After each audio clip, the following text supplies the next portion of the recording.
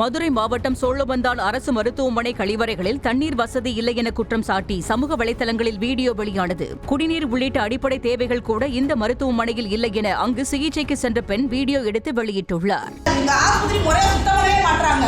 அதான் முதல் கான்செப்ட். இப்போ பாத்ரூம் பாத்தீங்கன்னா பாத்ரூம் சுத்தமே இல்ல. இந்த பாட்டிலே ரொம்ப படுத்துச்சு. இந்த பாத்ரூம் பாத்தீங்கன்னா ரொம்ப கேவலமா இருக்கு. அந்த பாத்ரூம்ல எப்படி நோய் வருமா வராது, நோய் தொற்று அதிகரிக்குமா